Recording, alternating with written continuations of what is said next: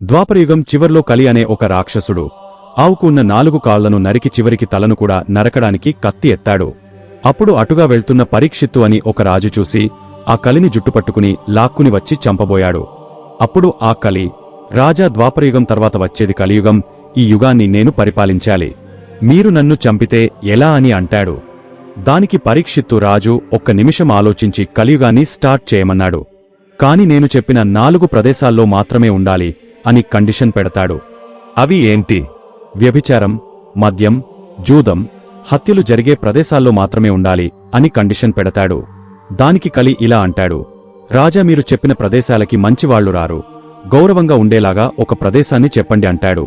దానికి పరీక్షిత్ రాజు, అయితే ధనం బంగారం ఎక్కడ ఎక్కువగా ఉంటుందో అక్కడ ఉండు అంటాడు. దానికి ఓకే అంటాడు కలి. ద్వాపర యుగం ముగుస్తుంది. కలియుగం స్టార్ట్ అవుతుంది. కొంచెం కొంచెంగా కలి ప్రభావం పడి ప్రజలందరూ చెడు మార్గంలో నడుస్తున్నారు. ఈ కలిని చంపడానికి కల్కి వస్తాడు. అసలు కల్కి ఎవరు? ఎక్కడ పుడతాడు? ఎవరికి పుడతాడు? కల్కి పుట్టబోయే ముందు ఏమేమి విధ్వంసాలు జరుగుతాయి? అసలు కలి ఎవరు ఈ వీడియోలో చూద్దాం.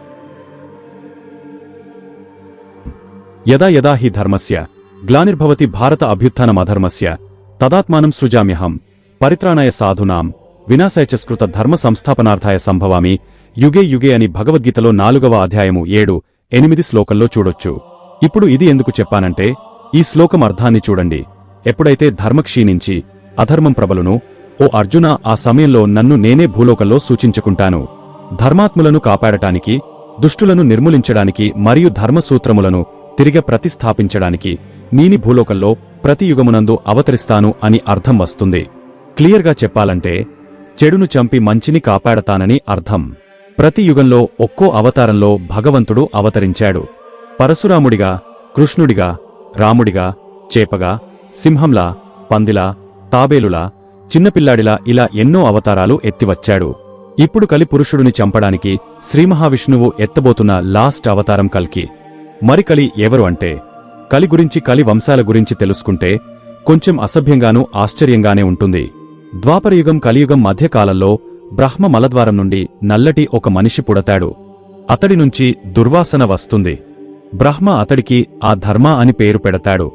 తర్వాత అధర్మకి, అసత్యకి పెళ్లై అహంకారం అనే కొడుకు, మాయ అనే కూతుర్ని గంటారు. అన్నా చెల్లెళ్ళు ఇద్దరు పెళ్లి చేసుకుని మోసం అని కూతుర్ని, దురాసనే కొడుకుని గంటారు. మళ్లీ ఆ అన్నా చెల్లెళ్ళు ఇద్దరు పెళ్లి చేసుకుని కోపం అనే కొడుకు, హింస అనే కూతురిని గంటారు. ఈ ఇద్దరు అన్నా చెల్లెళ్ళు పెళ్లి చేసుకుని కలి పురుషుడు అనే రాక్షసుని కంటారు. కలి చూడడానికి అసహ్యమైన రూపంతో, నల్లటి శరీరంతో, భయంకరంగా దుర్వాసన వస్తూ, ఒళ్లంతా దురాసతో నిండిపోయి, ఎర్రటి నాలుక, ఎడమ చేతితో తన మర్మాంగాన్ని పట్టుకుని అసహ్యంగా ఉంటాడు. అతని కంట్రోల్లో ఈ కలియుగముంటుంది. కలి ఈ భూమిని చెడు మార్గంలో నడిపిస్తూ, మంచివాళ్లు చిన్న తప్పు చేస్తే ఆ తప్పును ఆసరాగా చేసుకుని ఆ తప్పుకు పైఎత్తులు వేసి ఆ మనిషిని పూర్తిగా అధర్మ మార్గంలో నడిపించేలా చేస్తాడు. తరువాత కల్కి వచ్చి ఆ కలిని చంపి ధర్మస్థాపన చేస్తాడు. కాని ఆ ధర్మం అలానే ఉంటుందా అంటే, నో, మళ్లీ కలి వస్తాడు. మనుషుల్ని మళ్లీ చెడు మార్గంలో నడిపిస్తాడు. కల్కి వచ్చి ఆ కలిని చంపుతాడు.